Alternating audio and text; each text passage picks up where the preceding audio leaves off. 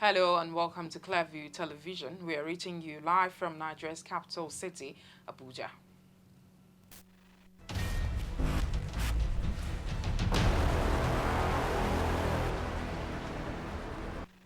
"38-year-old BAYELSA father in police net for impregnating Jassa's daughter, aged 14. Police Service Commission orders deeper investigation into connection between ex-while head of Intelligence Response Team Abba Kyari and internet fraudster Hush Puppy. Nigeria's House of Representatives condemns resurgence of coups in Burkina Faso and other West African countries.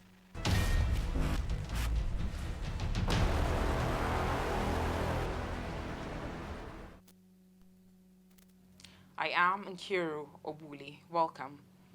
United Arab Emirates authorities have lifted the ban it placed on inbound flights from Nigeria and 11 other countries. The travel restrictions had been placed to prevent the spread of COVID-19 and the new variant Omicron. The other countries affected were Kenya, Tanzania, Ethiopia, Republic of Congo, South Africa, Botswana, Eswatini, Lesotho, Mozambique, Namibia, and Zimbabwe. Meanwhile, Clearview TV learned that entry measures for travelers from Ghana, Rwanda, and Uganda have been updated according to feelers from the General Civil Aviation Authority and the National Emergency Crisis and Disaster Management Authority. They said the measures take effect from January 29 at 2:30 p.m., adding that a COVID-19 test obtained within 48 hours of departure and a PCR test at the airport in UAE will be required for travelers from the 3 African countries.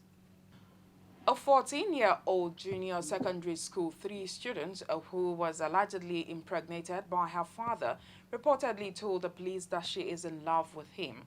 The 38-year-old father, Barry Dab Needman, was arrested by police operatives in Bayelsa State at the Yenizue-Gene suburb of Yenagoa, the state capital, following a formal complaint from the state's gender advocacy group, a Gender Response Initiative Team, GRIT, led by Dise Ogbise. According to Dise Ogbise and Mrs. Mary Akra Pekowe, the GRIT was tipped off by a concerned neighbor who noticed that the victim was 5 months pregnant and the father was responsible for the pregnancy. Clearview TV learned that the arrested man started violating his daughter when she was 7 years old by fingering her.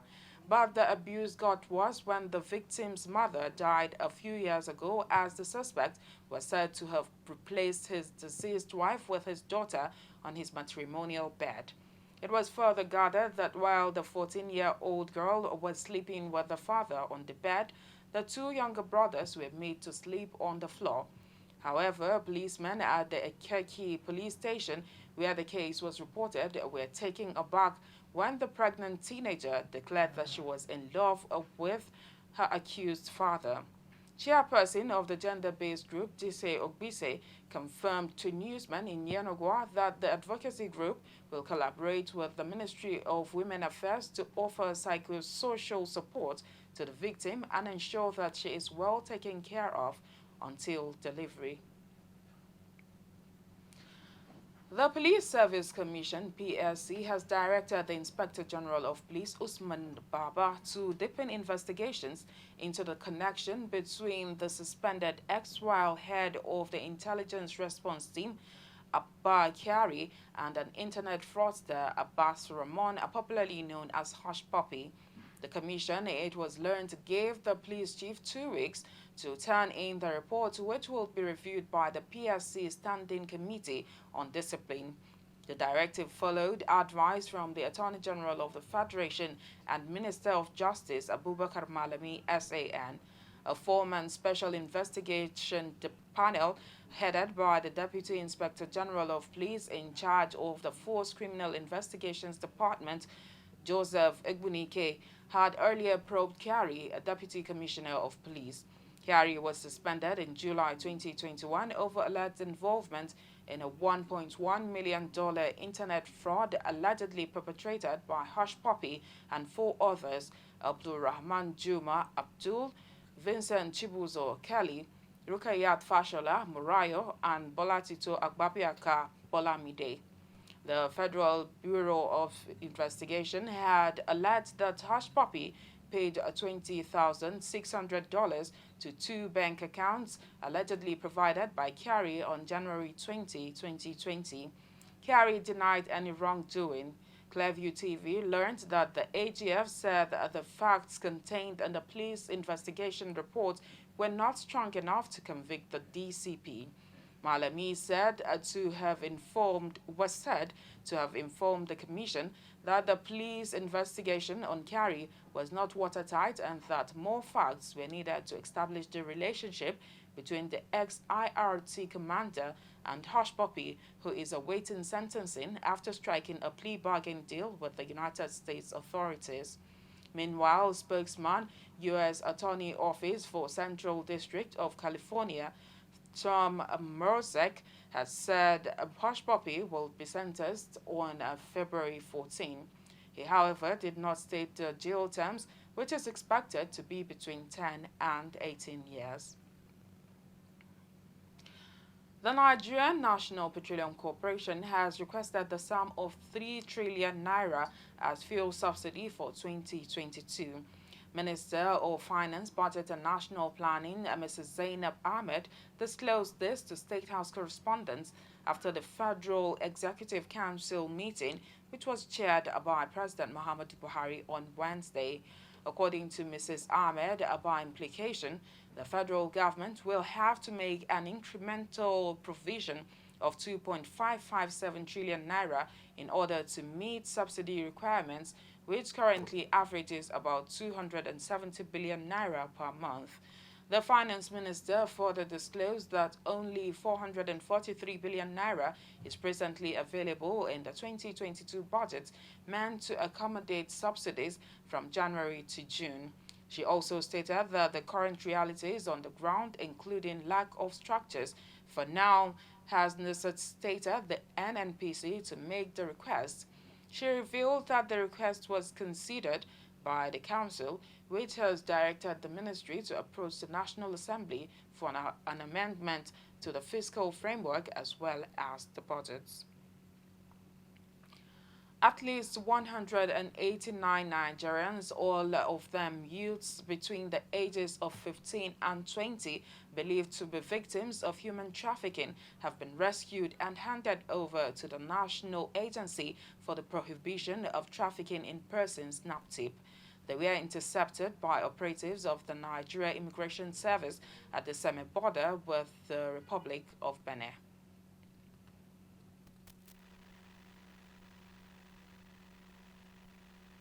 The 189 youths between the ages of 15 and 20 years when intercepted said they have been offered admission in Benin Republic for their university education under the sponsorship of a faith-based organization known as the Afternoon Church.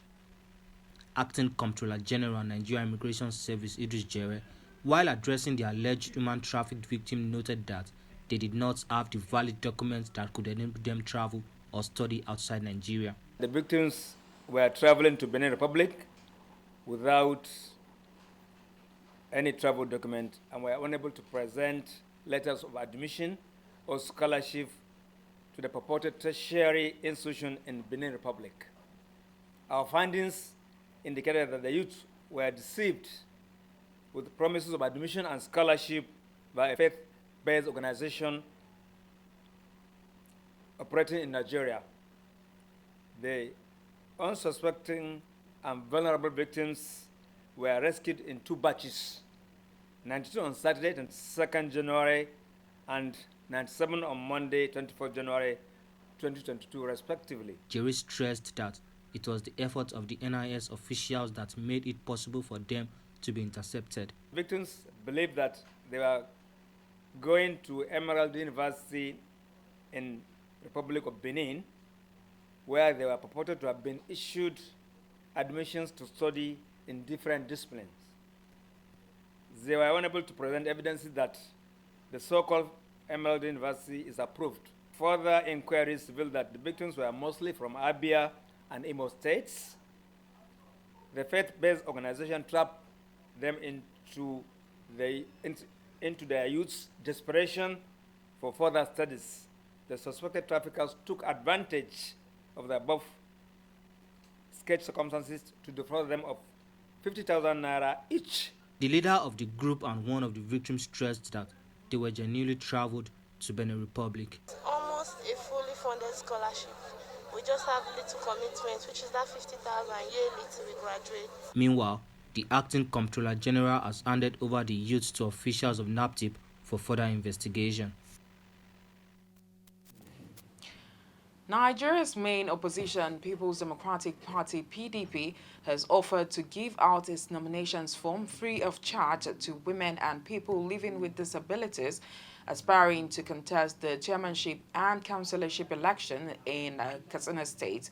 The state chairman of the party, Salisu Majigiri, announced the chairing news ahead of the local council elections scheduled for April 11, 2022. As the People's Democratic Party (PDP) seeks to stage a major comeback in Katsina State, the parties hope to carry everyone on board by giving all a sense of belonging. In line with this commitment, the PDP state chairman Salisu Magiri said women as well as people living with disabilities willing to contest the local government elections in the state will obtain the party's nomination forms free of charge. Magiri, however, advised other categories of aspirants that the nomination forms will be on sale from Monday, January 31st, 2022 at the party secretariat, while the screening will take place on the 1st and 2nd of February. For people living with disability and women are vulnerable, so we need to give them that concession that they should have free forms to contest any position, whether it is councillorship or chairmanship or maybe vice chairmanship, which will be appointed after the primaries. So all in all, chairman will pay 60,000, while the councillorship will pay, councillor will pay 25,000 naira. For the ruling All Progressive Congress (APC), its chairmanship nomination form will be obtained at 750,000 naira, while the councillorship form is fixed at 150,000 naira. The APC state chairman Sani Dara said the forms will be on sale on January 25th, while the screening exercise is also fixed for February 1st and 2nd. The primaries for both positions would hold on February 6th and 8th. Still on politics, protests broke out this Thursday morning at the State Secretariat of the All Progressives Congress, with gunshots rending the air.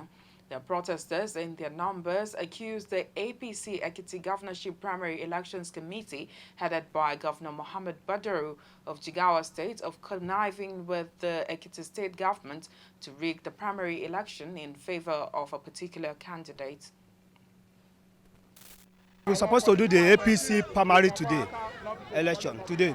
But we discovered that the committee that came from Abuja, Fayemi has been blocking them and give them 2 billion naira. And by this, they have collected all the materials that we're supposed to use for the primary. By this, he now giving the materials to the commissioners, assembly members, and political appointees in order to do the returning officer from each local government. And he rejected all the candidates of the other aspirants in Ekiti State. So by this, that is why we are here, because they want to impose BAO. You know, the BAO, Biodun Oyebanji, is one of his former SSG of Governor Kayode Fayemi. He is one of the aspirants, and he's an elected candidate of Governor Kayode Fayemi. That is why he spent all the Ekiti's money on him in order to make sure he match to cover all the atrocity that has performed in his government for the past 4 years, so that he will cover him for him. It's not going to be an election in the state. This is kangaroo. This is arranged. Because how is it possible for the candidate of the governor to arrange all his cronies, his appointees? They were giving election materials yesterday. Instead of this morning, we don't know aspirants as any representative over there. They were supposed to be trained yesterday and be giving election materials this morning, 8 o'clock. So they gave it out to all Governor Fayemi's appointees yesterday, and they are on the field now. What happens to the remaining 7 aspirants? This is scandal. This cannot work. The group also complained that all the electoral and returning officers are appointees of the state government and appealed to the national leadership of the party to cancel the process and initiate a fresh one. The North Central Zone of Nigeria is unrelenting in its demands to be given a chance to produce the next president of the country during the 2023 general elections. This time, the Conference of Nigeria State Houses of Assembly legislatures and former members of State Houses of Assembly from the Northwest Zone are calling for total support of Kogi State Governor YAHAYA BELLO to lead the zone to victory in the 2023 presidential election. The arrowhead for the YAHAYA BELLO for President's campaign and the Speaker of the Kogi State House of Assembly, Matthew Kolawole, urged serving and past State Assembly members to come together and give full support to the zone's aspirations. Distinguished colleagues, there's no gainsaying that the mirage of challenges confronting the nation, and especially the northern region in the area of security, poverty, infrastructure, and other social minimums, it has become imperative for the representatives at the local level to add their voice in determining the future of Nigeria politically come 2023. Considering the support and cooperation of our zone North Central has given to our counterpart zones in the north, in the northern region, and also looking at the leadership map of the country, especially on democratically elected leaders, it is fair, just, and equitable to give us the necessary support to occupy the #1 position in the country, since we have not been privileged from the inception of the country in 1960. Distinguished colleagues, you are aware of the youths of this country who form 70% of Nigerian population and eligible voters have over time been clamoring for a youthful president come 2023. Governor YAHAYA BELLO is a youth who has distinguished himself in the leadership and is ready to serve. For former speakers of the Sokoto and Zamfara State Houses of Assembly, Governor YAHAYA BELLO has what it takes to bring about the desired leadership in Nigeria. We want to assure our host here, the Right Honorable Speaker of Kogi State House Assembly, to inform His Excellency, the Kogi State Governor, that we in the Sokoto State House Assembly and our teaming supporters are all in support of this gigantic journey. Like it has been said by Sokoto, Shagari is from Sokoto. They represent us. The Katsina had represented us too, and we are sending no objection. We are solidly behind Governor YAHAYA BELLO come 2023. As an ambassador of youth, participation in governance, Governor YAHAYA BELLO's cabinet has about 70% of youth in his government. 2 weeks ago, the North Central legislatures comprising houses of assembly of the 6 states in the zone met in Abuja and made a strong case for the zone to produce Nigeria's next president. We'll take a quick break now and bring you more reports when we return. Please stay with us. Listen to this truth. We are growing by the day, and our viewership keeps growing on our different platforms. We are inviting you to advertise your goods and services with us at incredibly low rates. And do you have news for us? Script or video? Please contact us through our email address, clearviewnewsroom@gmail.com, or WhatsApp line 080-650-30-300. Again, 080-650-30-300. Welcome on board.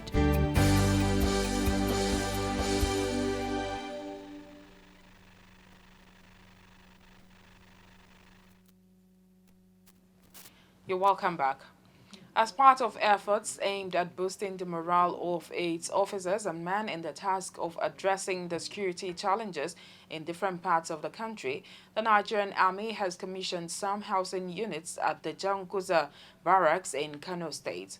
The Chief of Army Staff, Lieutenant General Farouk Yahaya, while commissioning the projects during an operational visit to the barracks, assured that the Nigerian Army remains determined to bringing enemies of the nation to their knees in no distant time.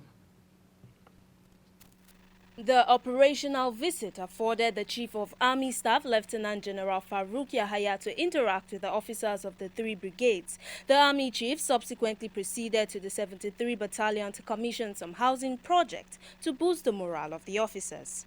Addressing some of the issues on the ground, particularly accommodation. We have commissioned about 3 phases of accommodation here. We have commissioned some in Bukavu Barracks, and we are not relenting. We are continuing with the support we are getting from the President Commander-in-Chief, who provide all the requirements.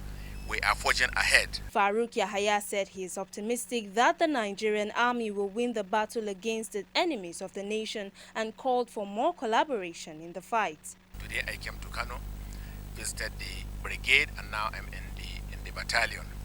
I've interacted with troops and appreciated them and gingered them to continue to do their best. And now together with them, with their commitment, that I'm pleased to note, we will continue to achieve our mandate, and now with the cooperation of everyone, including stakeholders, together we will defeat the threats that are bedeviling our country in all theaters of operations. All we can do will continue to support the troops on the ground. And that the Army Chief also visited the Governor of the state, Abdullahi Ganduje, and solicited more support for the troops. Gloria Atta reporting for Clearview Television. The House of Representatives has condemned the resurgence of coups in Burkina Faso and other West African countries, claiming it portends great danger to democratic values in the region. The House also called for sanctions from Nigeria and other countries, as well as the Economic Community of West African States, ECOWAS. This is sequel to an urgent motion by a member, Julius Ihonvere, with the title, Need to Condemn Increasing Resort to Military Coups in the West African Sub-region. Ihonvere lamented that there had been at least 4 coups in the sub-region in the last 6 months alone, with recent cases being Burkina Faso and Mali. According to him, if the trend was allowed to gain traction, the sub-region could return to the dark era of what he described as inconsistencies in governance. And now we bring you some entertainment stories with Gloria Atta. Hello and welcome to our entertainment segment, where we bring you juicy stories from the entertainment industry. I am Gloria Atta. Have you missed me? Because I am happy to be on the set today. Nollywood actress Mercy Aigbe and her husband Kazim Adeoti, aka Adekas, have refuted claims that they were friends with each other's former partners before they became an item.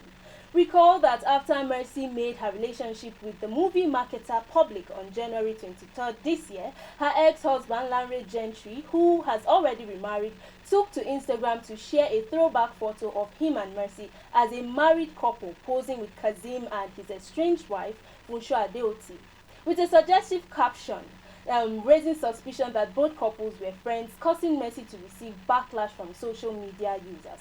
However, the newly married couple have now debunked the claims. Mercy Aigbe, via a text message to a popular phone-in program on television, confirmed that her new husband Kazim and her ex-husband Lanre were never friends. Another source close to the couple also confirmed that the two men were never friends, but had met at Kazim's 40th birthday party 10 years ago.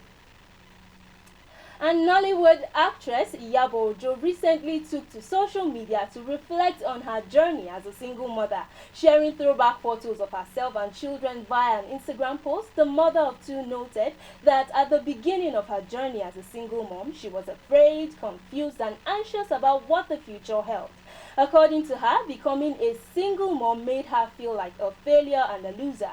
However, looking back and seeing how far they have come, she expressed gratitude to God for helping her to pull through. Well, I'm glad she was able to come out victorious. As they say, tough times never last, tough people do. Richard Mofe Damijo's wife, Jumoke, turned 50 today, and the actor has set social media agog celebrating his wife's new age. In one of his Instagram posts, RMD referred to his wife as my Abike. He thanked her for always being the woman that he married many years back. RMD and Jumoke got married in 2000, several years after he lost his first wife, May Ellen Ezekiel, popularly called May, in a Lagos hospital. Since then, the couple has remained inseparable. Happy birthday to you, ma'am. May you age like fine wine. American rapper Rick Ross is about to become a grandfather as his first child, 19-year-old Toy Roberts, is said to be pregnant. Photos of her rocking a round belly have been shared online. This isn't the first time Toy has been rumored to be pregnant. Back in 2019, when she was 17, many news sites reported that she was pregnant. Rose is father to 4 children: Toby Roberts, who is 19, his son William Roberts, who is 16, daughter Berkeley Hems Roberts, who is 4, and 3-year-old son Billion Leonard Roberts. Alright guys, that's all we get to take on our entertainment segment today. I hope you enjoyed. Many thanks for joining us. I am Gloria Atta, leading you back to Nkiru. And that's all on the news, but before we go, a quick recap of our main stories.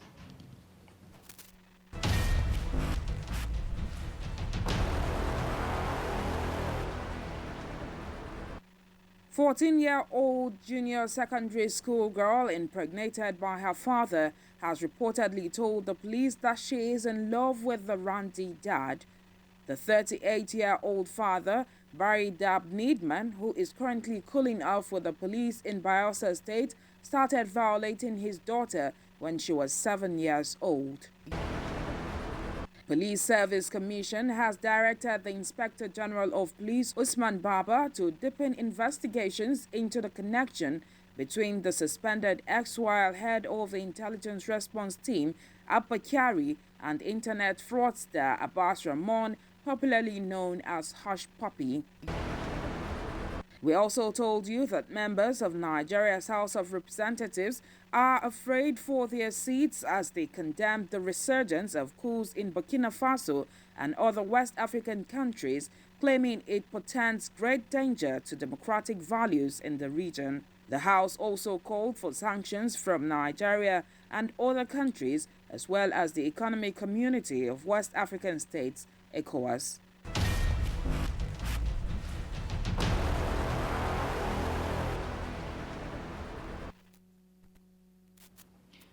Do remember to like us on Facebook, Clearview Television.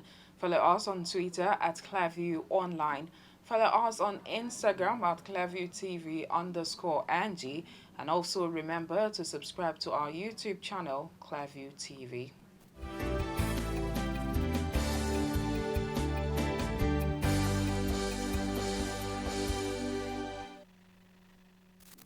Thanks for watching. I am Nkiru Obuli.